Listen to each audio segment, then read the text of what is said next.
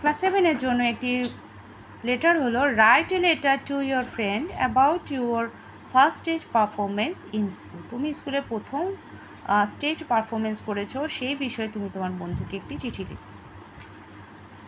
চিঠি শুরু করলাম। ডিয়ার ফ্রেন্ডস নেম, এখানে ফ্রেন্ডের নাম লিখবে, আর উপরে থাকবে হচ্ছে তোমার address.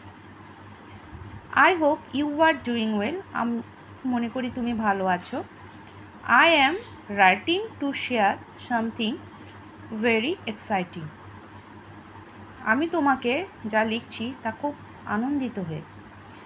I gave my first stage performance at school last week, আমি গত সপ্তাহে স্কুলে একটি পারফরমেন্স করেছি, একটি স্টেজ পারফরমেন্স করেছি। It was during our annual cultural program, এটি হয়েছিল আমাদের বার্ষিক অনুষ্ঠানে, আমাদের স্কুলের বার্ষিক অনুষ্ঠানে এই প্রোগ্রামটি হয়েছিল। I took part in a short drama, আমি একটি ছোট নাটকের ভূমিকায় ছিলাম।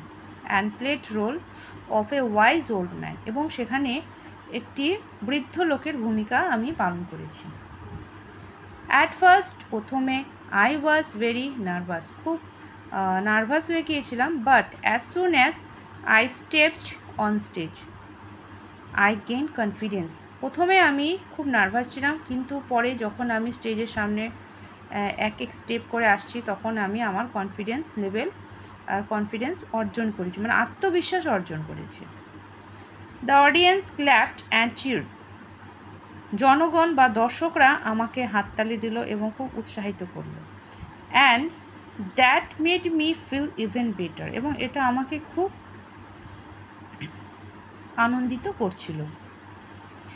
ইট ওয়াজ অ্যান আনফরগেটেবল এক্সপিরিয়েন্স, এটা না ভোলার মতন একটি অভিজ্ঞতা। I really wish you were there to see it, আমি তোমাকে বলছি যে এটি একবার দেখতে। রাইট মি সুন, এটা আমাকে তাড়াতাড়ি চিঠি লেখো। I am waiting your reply, আমি তোমার লেখার অপেক্ষায় আছি। উইথ লাভ, এখানে হবে ইয়োর ফ্রেন্ডস, মানে তোমার নাম দেবে এখানে, আর নিচে থাকবে এখানে তোমার বন্ধুর ঠিকানা। হয়ে গেল, আমি ঠিকানাগুলো দিইনি এখানে, কিন্তু তোমাদেরকে মাস্ট ঠিকানা দিতে হবে।